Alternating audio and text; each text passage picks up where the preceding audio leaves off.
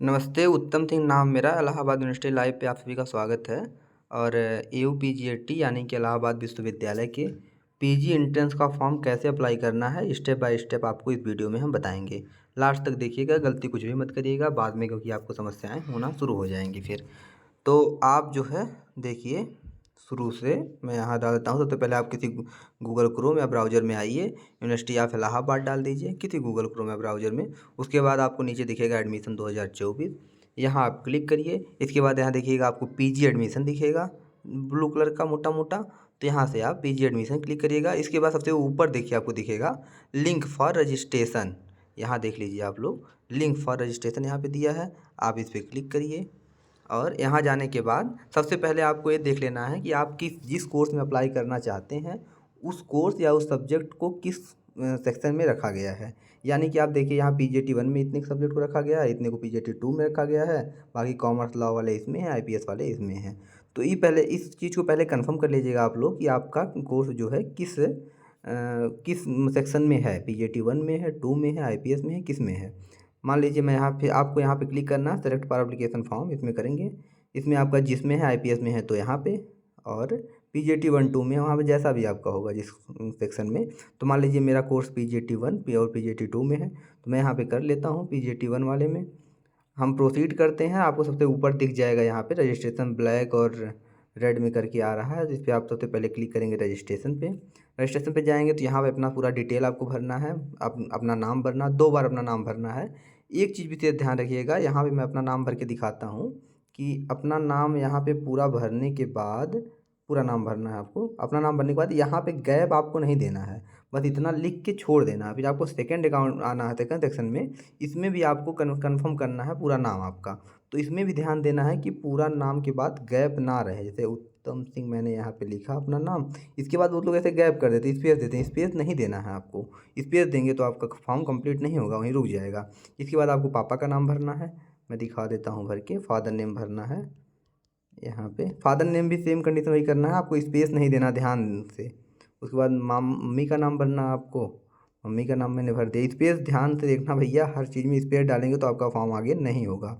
इसके बाद आपको नेशनलिटी डालना है, मोबाइल नंबर अपना डाल देना है, मोबाइल नंबर मैंने डाल दिया। इसके बाद आपको ईमेल आईडी डालनी है। ईमेल आईडी में विशेष ध्यान देना है, ईमेल आईडी में सभी लेटर छोटे हों आपके, और यहाँ पे फिर वही चीज़ है कि स्पेस आपका ना रहे। तो स्पेस बहुत लोग दे देते हैं, स्पेस नहीं रहना चाहिए। और सेकंड वाले में आपको जो है उसमें भी यही कंडीशन करनी है, जैसी ईमेल आईडी सेम ऊपर भरे हैं सेम वही भरना है। यहाँ पे स्पेस देंगे तो आपका आगे जो है फॉर्म नहीं भरेगा, आगे बढ़ेगा ही नहीं। जेंडर आपको यहाँ पे सेलेक्ट करना है मेल। इसके बाद जो है डेट ऑफ बर्थ आपको डाल देनी है अपनी। मेरी डेट ऑफ बर्थ कुछ भी मान लीजिए, मैं ऐसे डाल देता हूँ अभी आपको दिखाने के लिए। फिलहाल मैं तो अपना फॉर्म पे देखिए, हाँ इतना डालता हूँ, मैं कुछ भी ऐसे डाल देता हूँ। तो उसके बाद देख लीजिए आप, प्रोसीड टू एप्लीकेशन फॉर्म यहाँ पे लिखा है, इस पर आप क्लिक कर देंगे तो आपका नेक्स्ट पेज खुल के आएगा। तो आप यहाँ पे इसके बाद नेक्स्ट करेंगे तुरंत। नेक्स्ट करने के बाद यहाँ पे आपको सब कुछ भरना है।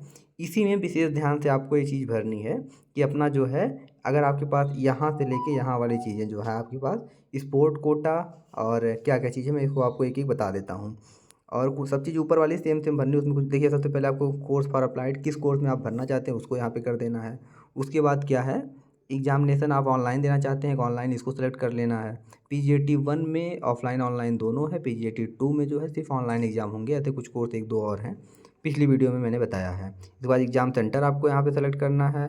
नेम सर्च पूरा भरना है आपको, नेम भरा है पिछली वीडियो में, पिछले सेक्शन में हमने भर दिया। इसके बाद आपको मोबाइल नंबर डालना है, मोबाइल नंबर पहले से मैंने डाला है। इसके बाद आपको व्हाट्सएप मोबाइल नंबर इसमें डाल देना है। ईमेल आईडी पड़ी है पहले से। जेंडर सेलेक्ट कर लेना है, डेट ऑफ बर्थ पड़ी है पहले से। इसके बाद जो है आपको डोमिसाइल किस स्टेट के आप निवासी हैं इसमें सेलेक्ट कर लीजिएगा। इसके बाद कैटेगरी अपनी डाल दीजिएगा। इसके बाद कास्ट, किस कास्ट के हैं आप, जैसे क्षत्रिय, ब्राह्मण, जिस कास्ट के आप होंगे उसको डालिएगा आपको, जिस भी कास्ट के आप होंगे। यहाँ बेल्टी जो है PWD से अगर आप हैं तो आप उसमें यस कर लीजिएगा। नो, यहीं से बहुत ध्यान देना है कि आपको जो है आरक्षण जो मिलेगा इसी बेस पे मिलेगा। अगर आप यहाँ PWD पे हैं, अगर आप यस कर दीजिए। स्पोर्ट कोटा आपके पास अगर कोई है तो यस करिए, नहीं है तो नो कर दीजिए। स्पोर्ट पे भी 5% नहीं मिलता, स्पोर्ट की अलग से लिस्ट आती है, तो आपको इसका लाभ ज़रूर मिलेगा। इसकी अगर आप इस पोस्ट में यस करेंगे तो किस टाइप का स्पोर्ट है उसको इसमें डालना पड़ेगा। ये एनसीसी पे 5% मिलता है, पूरा डिटेल हम आपको अगली वीडियो में बताएंगे किस पे कितना मिलता है। तो एनसीसी अगर आप किए हैं किसी ग्रेड की तो आप उसको डाल दीजिएगा यस नो में। नेशनलिटी डालना है, आधार नंबर डालना है, एबीसी आईडी जरूर डालनी है आपको। देख लीजिए एबीसी आईडी यहाँ पे ऑप्शनल दिया गया है, लेकिन आप बना के डाल देंगे। नहीं आपको आता है तो हम अगली वीडियो उसको बता देंगे एबीसी आईडी कैसे बनाना है।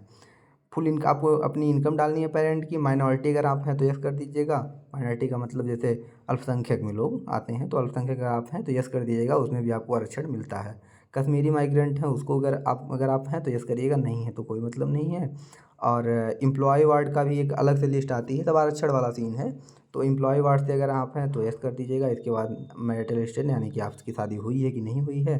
हॉस्टल रिक्वायर्ड, एक चीज़ बहुत विशेष ध्यान से करिएगा कि आप अगर हॉस्टल के लिए रिक्वायर्ड ज़रूर कर दीजिएगा, यस यहाँ पे कर दीजिएगा। नहीं तो आपको बाद में जो है आपका हॉस्टल के लिए आप यस अप्लाई कर दीजिएगा, नहीं तो आपको बाद में हॉस्टल नहीं मिलेगा अगर आप नो कर देंगे यहाँ पे। तो बहुत विशेष ध्यान दीजिएगा। इसके बाद जो है आपका क्या है, अगर आपके पास कोई जो है पुलिस केस नहीं होना चाहिए, आपके ऊपर कोई भी पुलिस केस नहीं चल रहा होना चाहिए। इसको आप पहले से कटवा लीजिएगा, जैसा भी होगा तो इसको नो कर दीजिएगा यहाँ से। देखिए मैं पूरा भर लेता हूँ, उसके बाद आपको दिखाता हूँ। देखिए जब आप यहाँ पे हॉस्टल रिक्वायर्ड यस करेंगे तो आपको एक चीज़ यहाँ पे, जब हॉस्टल रिक्वायर्ड आप यस करेंगे तो सेकंड ऑप्शन एक और आपको मिल जाएगा कि हैव अवेल, क्या लिखा है, have you availed for avail hostel facilities previous year.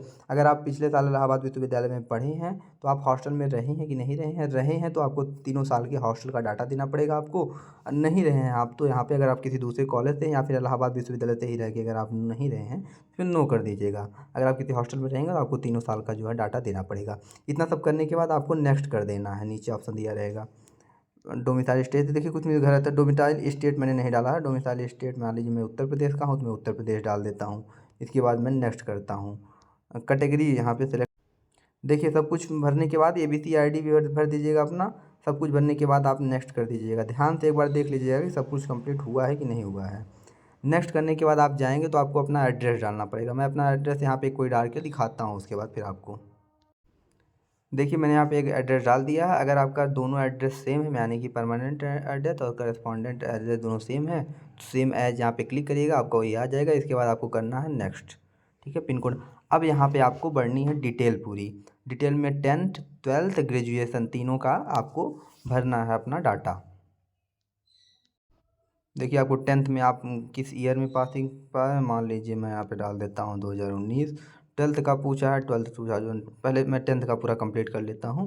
किसी इंस्टीट्यूट आप किस बोर्ड से पढ़े हैं, मान लीजिए कोई यूपी बोर्ड से पढ़ा, मैं ऐसे एक डाल देता हूँ कोई डाटा, यूपी बोर्ड हो गया। इसके बाद आपका रोल नंबर, यहाँ पे आप जो रोल नंबर जितना था आपका उसको डाल देना। मान लीजिए मैं कोई एक रोल नंबर डाल देता हूँ ऐसे ही, कोई रोल नंबर डाल दीजिए जो आपका रोल नंबर रहेगा। एक एग्जैक्ट भरिएगा डाटा अपना, मार्कशीट लेके अपनी। यहाँ भरना आपको मैक्सिमम मार्क देखिए यूपी बोर्ड में 600 होता है, क्योंकि मैंने यहाँ पे यूपी बोर्ड डाला तो इसमें डाल दिया।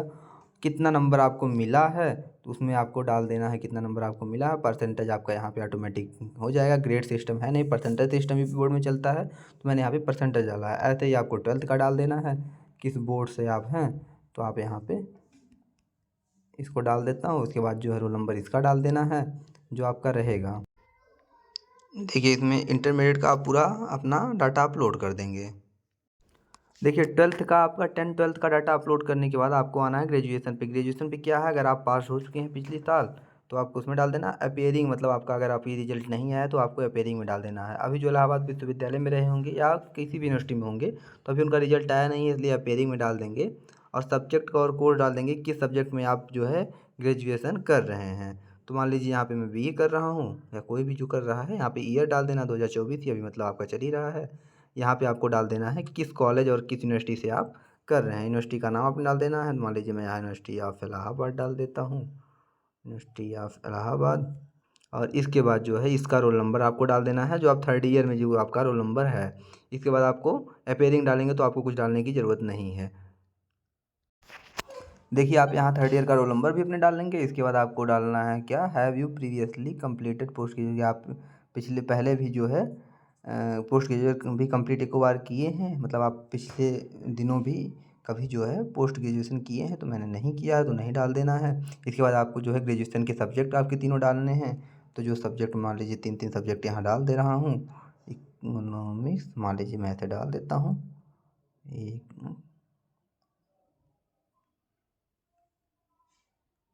3 सब्जेक्ट यहाँ पे जो आपके कॉम्बिनेशन तीनों ईयर में रहे हैं उसको आपको डालना है।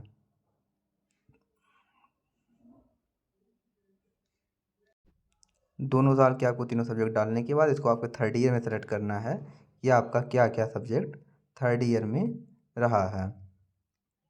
देख लीजिए, पहला मैंने यहाँ सर्च कर लिया, दूसरा मैंने सर्च कर लिया। 2 सब्जेक्ट जो हमारी हैं, मॉडर्न एंड मेडाइवल हिस्ट्री यहाँ पे जो ऑप्शन में दे रहा है। इसके बाद क्या है कि अप्लाइड फॉर, आप सबसे ज़रूरी चीज़ यहीं पे आती है, इसको ध्यान से समझिएगा कि आप किस कोर्स के लिए जो है अप्लाई कर रहे हैं। सबसे पहला जो है आप किसके लिए कर रहे हैं, आप दोनों सब्जेक्ट जो है आपका ग्रेजुएशन में था उसके लिए। इसके लिए एक चीज़ ध्यान दीजिएगा, इसमें दिया है कि read the eligibility criteria. Eligibility criteria पढ़ लीजिएगा या फिर पिछली वीडियो हमारी देख लीजिएगा, हमने उसमें आपको बताया है। और क्या पूछा है, आर यू हैव डिफेंस, क्या दिया है, defence provisional major equality and above rank. नहीं, मेरे पास कोई रैंक नहीं है तो मैंने नो कर दिया।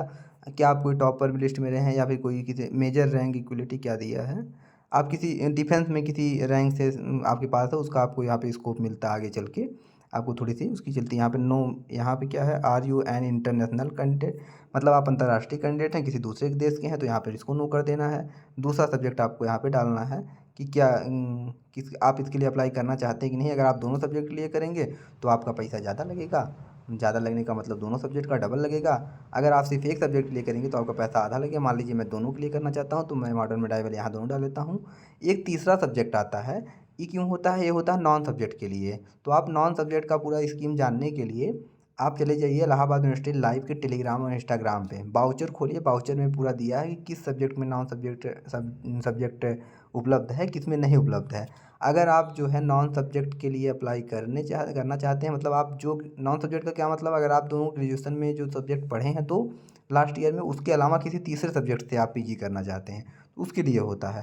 तो मैं यहाँ पे डाल देता हूँ नन, अगर मुझे क्योंकि तीसरे सब्जेक्ट से किसी नहीं करना है तो मैं यहाँ पे नन डाल देता हूँ, ठीक है, क्योंकि मुझे नहीं करना। आप किसी तीसरा सब्जेक्ट करना चाहेंगे तो यहाँ पे आप डाल देंगे। Wipro apply please the eligibility criteria, वही दिया है सब चीज़ें। नीचे एक चीज़ और क्या है, have you pass your graduation from Allahabad university. हाँ, हम इलाहाबाद यूनिवर्सिटी से अपना जो है ग्रेजुएशन पास किए हैं या करेंगे आगे चल के। तो मैंने यस कर दिया, यहाँ पे नेक्स्ट कर दिया। यस करने के बाद मैंने डू यू कलेक्ट क्या दिया, इनरोलमेंट नंबर डालना है यहाँ पे और कॉलेज और माइग्रेशन डालना है। 2 चीज़ें यहाँ पे और हैं, अगर आप इलाहाबाद विश्वविद्यालय से अपना ग्रेजुएशन पास करेंगे या किए हैं तो यहाँ पे आपको इनरोलमेंट नंबर डाल देना है और अपना जो है माइग्रेशन बताना है कि आपने इलाहाबाद यूनिवर्सिटी से अपना माइग्रेशन लिया है कि नहीं लिया है। अगर मैंने अभी नहीं लिया तो यहाँ पे नो डाल देता हूँ, नेक्स्ट कर दीजिए। इसके बाद नेक्स्ट करने के बाद आपको एक चीज़ आती है, आधार कार्ड। अब क्या अपलोड करना है, अपलोड फोटोग्राफ। फ़ोटो क्या अपलोड, कैसे अपलोड करनी है, 80 केबी से हो, 80 केबी में होनी चाहिए आपकी फ़ोटो। देन लेस देन, हाँ 80 केबी से कम होनी चाहिए, जेपीजी फॉर्मेट में होनी चाहिए। इसके बाद आपका जो है यहाँ पे सिग्नेचर करना है। देखिए लास्ट प्रोसेस यही है, यहाँ पे अपनी सिग्नेचर अपलोड करेंगे और अपना जो है फ़ोटो अपलोड करेंगे। इसको अपलोड करने के बाद आपको डायरेक्ट फ़ीस पेमेंट का ऑप्शन आएगा, आप वहाँ फ़ीस पेमेंट करेंगे। अभी मैंने अपना फ़ोटो 80 केबी में बनाया नहीं है, जेपीजी में, जेपीजी फॉर्मेट में रहेगा। इसको आप जाके देख लीजिएगा, यूट्यूब पे कोई ट्यूटोरियल मिल जाएगा कि जेपीजी में कैसे कन्वर्ट करते हैं। तो जेपीजी फॉर्मेट में और 80 केबी से कम में अपना आप सिग्नेचर और फोटोग्राफ अपलोड करके आप नेक्स्ट करेंगे तो आपको जो है फ़ीस पेमेंट का ऑप्शन आएगा, ठीक है। फ़ीस आप पेमेंट करेंगे वहाँ पे। फ़ीस कितनी लगेगी, अगर आप जनरल से हैं, PGT1 के लिए 1000 रुपये है, हाँ 1000 रुपये है एक सब्जेक्ट के लिए। अगर आप ST ST हैं या फिर आप जो है जनरल OBC WS के लिए 1000 रुपये, SC ST और PWD के लिए 500 रुपये। PGT2 में भी शायद यही फ़ीस है, उसके लिए आप वाउचर देखिएगा, उसको हम अगली वीडियो में आपको बता देंगे। तो आप फ़ीस अपलोड करिएगा, आपका फॉर्म उसके बाद प्रिंट आउट निकाल लीजिएगा, आपका फॉर्म कंप्लीट है। धन्यवाद, फिर मिलते हैं अगली वीडियो में। फॉर्म के लिए आप लोग बहुत ज़रूरी वीडियो है, इसको देख लीजिएगा स्टेप बाय स्टेप।